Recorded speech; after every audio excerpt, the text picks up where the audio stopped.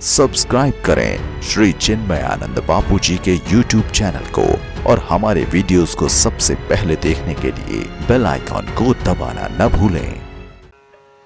रामायण में श्री भरत जी अपने पिता की मृत्यु पर बड़े उदास थे, बड़े रो रहे थे। तो महात्मा वशिष्ठ जी ने भरत को ज्ञानोपदेश देते हुए कहा, सुनहु भरत भावी प्रबल, बिलख कह्यो मुनिनाथ, हानि लाभ जीवन मरण, यश अपयश विधि हाथ। बहुत प्यारी बात कही। 6 बातें मनुष्य के हाथ में नहीं होती। कौन कौन सी? बहुत ध्यान देना।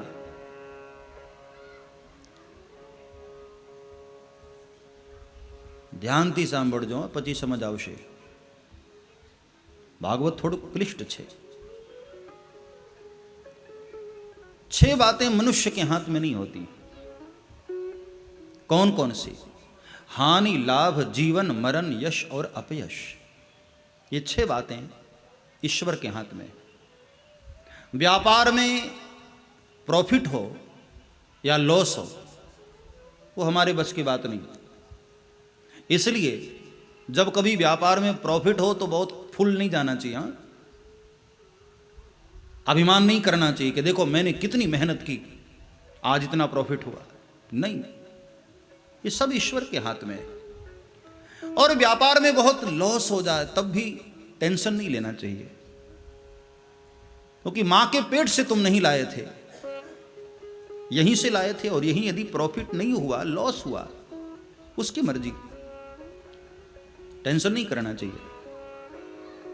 कई लोग इतना ब्लड प्रेशर बढ़ा लेते हैं, लो कर लेते हैं। इस दोहे को याद रखना, हानि लाभ जीवन मरण यश और अपयश, ये सब उसके हाथ में। ये हमारे हाथ में नहीं। हमारे हाथ की कोई बात हो और बिगड़ जाए तो उसमें तो टेंशन लेने जैसा है, लेकिन हमारे हाथ में है ही नहीं साहब। ये तो ईश्वर के हाथ में। हानि लाभ जीवन मरण, प्रॉफिट लॉस, जीवन मृत्यु, यश अपयश। कई बार देखो बिना कुछ किए ही समाज में हमारा बहुत नाम हो जाता है।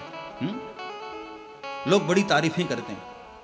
और कई बार बहुत कुछ करने के बाद भी लोग हमारी निंदा ही करते हैं, अपयश मिलता है। यह प्रॉब्लम माताओं की ज्यादा रहती है कि घर में इतनी मेहनत करते हैं फिर भी सास हमेशा बुराई करती रहती है। और कोई कोई कुछ भी नहीं करती है फिर भी उसको तारीफ होती है। यश अपयश ये सब विधाता के हाथ में है, ये हमारे हाथ में नहीं। इसलिए हमें इसके लिए उदास नहीं होना चाहिए, टेंशन नहीं लेना चाहिए।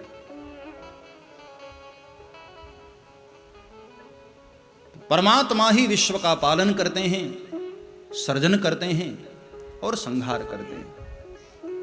यह भगवान का सामर्थ्य है। लेकिन अब जरा स्वभाव देखो, कन्हैया का स्वभाव कैसा है।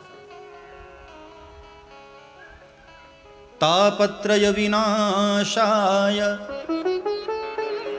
श्री कृष्णाय वयं नुमः। तापत्रय विनाशाय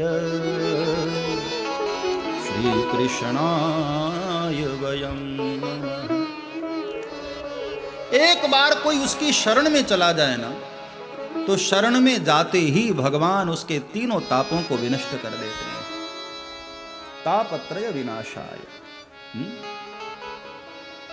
केवल शरण में जाने मात्र से, अभी कीर्तन नहीं किया, अभी नाम नहीं जपा, केवल शरण में चले जाओ, तापत्रय विनाशाय। कभी आप गर्मी के महीने में हरिद्वार आओ तो वहां महसूस करना, ऐसा फील करना कि गंगा के केवल किनारे चले जाओ ना, ऐसी ठंडक मिलती है केवल किनारे पहुंच जाने पर। अभी आपने स्नान नहीं किया, अभी आपने आचमन भी नहीं किया, केवल गंगा के किनारे पहुंच जाओ, इतनी बढ़िया ठंडी मिलती है। ऐसे ही भगवान के केवल शरण में चले जाओ, इतने मात्र से भगवान हमारे तीनों तापों को विनष्ट कर देते हैं। इसलिए भगवान श्री कृष्ण के स्वभाव को यहां प्रणाम किया है। ऐसे स्वभाव वाले भगवान श्री कृष्ण को हम नमस्कार करते हैं, प्रणाम करते हैं। तापत्रय विनाशाय श्री कृष्णाय वयम नमः। कन्हैया बहुत दयालु हैं साहब, बहुत दयालु। द्वारिका से लौटकर जब उद्धव जी आए और वृंदावन में विदुर जी से मुलाकात हुई, तो कृष्ण की बातें करते करते उद्धव रो पड़े। कहा, विदुर, गोविंद जैसा दयालु कौन होगा। आई थी पूतना मारने के लिए, अपने स्तनों में जहर लगाकर, कलुषित मन से आई थी कि कृष्ण को मार दूंगी, लेकिन ऐसे ढंग से मारने आई ना कि गोविंद ने उस मारने वाली को भी मां समझ लिया। और कन्हैया ने यशोदा मैया वाला मोक्ष पहले पूतना को दे डाली कि भले ही मारने आई है लेकिन गोद में लेकर दुग्ध पान कराया है ना, इसलिए मां का दर्जा इसने प्राप्त किया है और मां की गति प्रदान की पूतना को। कौन होगा ऐसा दयालु। कम वा दयालुम शरणम ब्रजेम, अहो बकीयम स्तन कालकूटम, जिघांसया पाय दप्य साध्वी, लेभे गतिन्धाम त्रुजताम ततोन्यम, कम वा दयालुम शरणम ब्रजेम। कौन होगा ऐसा दयालु। ऐसे दयालु भगवान श्री कृष्ण को यहां प्रणाम किया। श्री कृष्णाय वयम नमः। और देखो, अकेले कृष्ण को नहीं, हां, श्री कृष्णाय, श्री किशोरी राधा जी। राधा जी के बगैर तो कृष्ण फीका फीका है।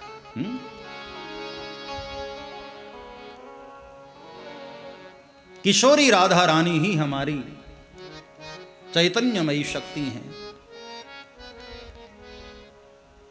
श्री कृष्णाय वयम नमः।